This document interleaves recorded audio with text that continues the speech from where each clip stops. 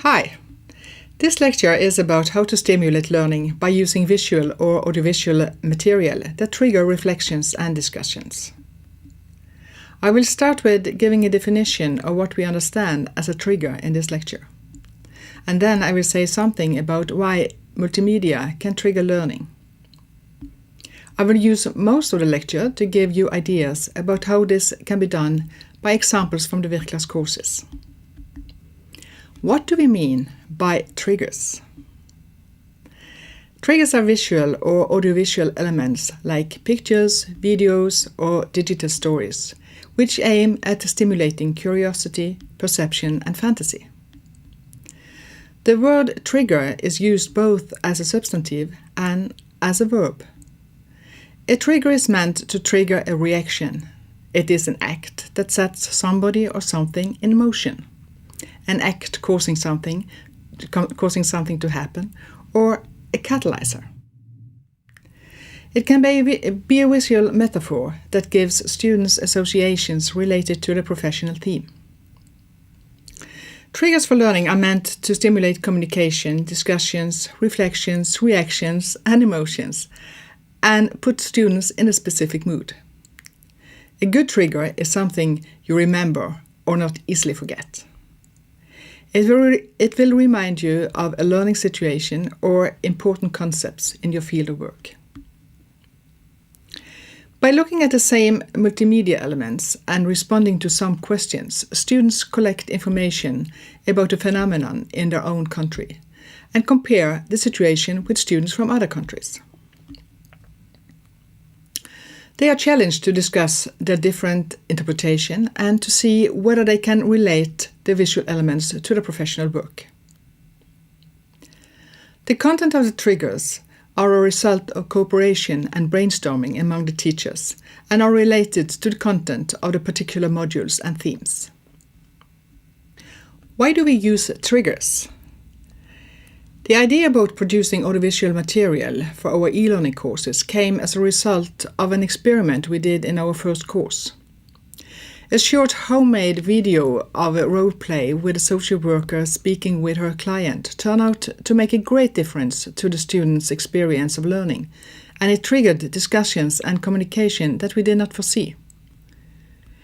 With a competence-based curriculum plan, it is important to bring reality into the classroom.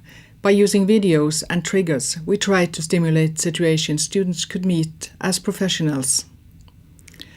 Learning as development of competences is closely related to interrelationship between content and the interplay between the individual and the society.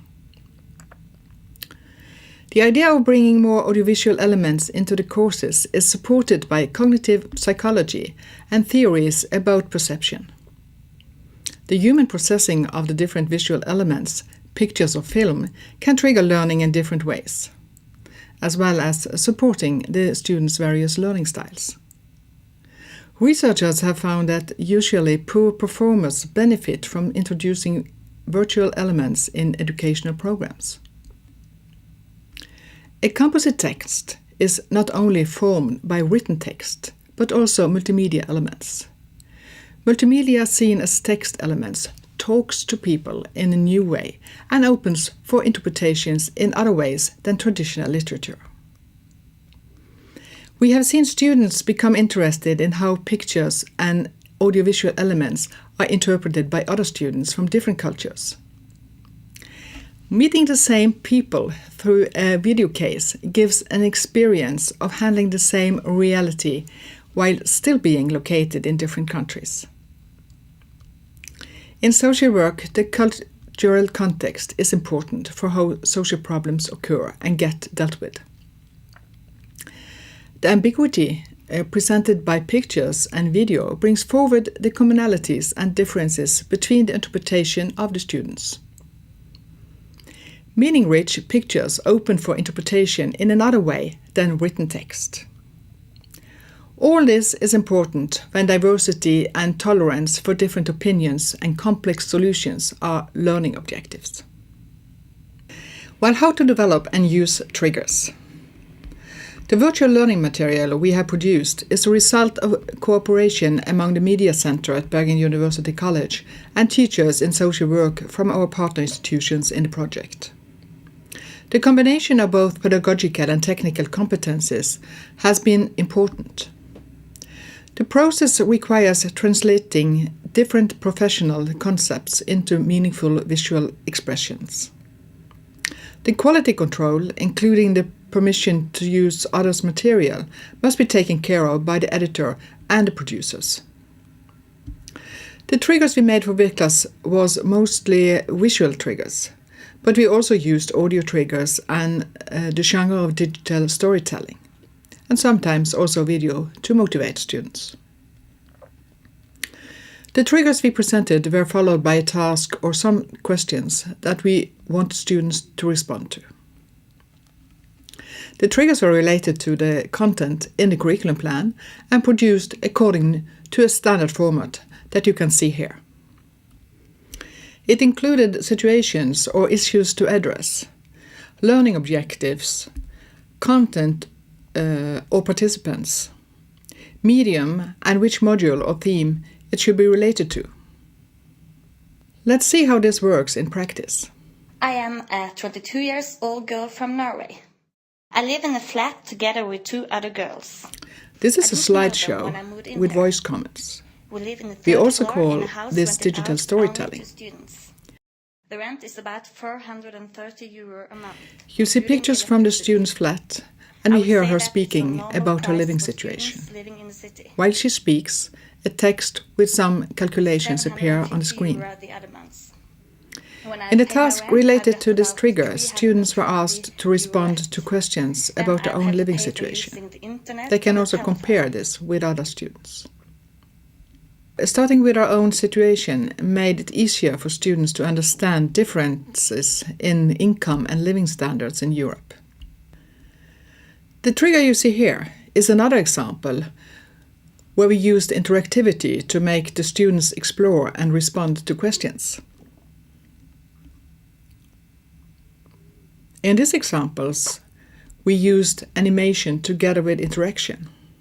Students could click on the picture and zoom in. The animation then revealed something unexpected. Everything is not always what it seems to be. This is not just a building, it is a painting on a building. In Virclass, we also constructed a video case, which also has a function as a trigger. The purpose of the case was to start discussions about an immigrant family and their life situation, and to discuss different ways of interventions, different social systems and social services. When constructing the case, we had to define the situation and the characters. Who are they? What age do they have? What is the background? How are the surroundings?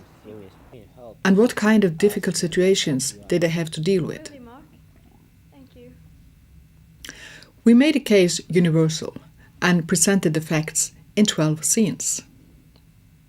We made an interface where the teachers could choose what scenes could be visible for which students and when.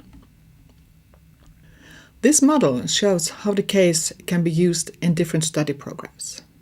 The boxes 2A, B and C represented different study programs with different learning objectives.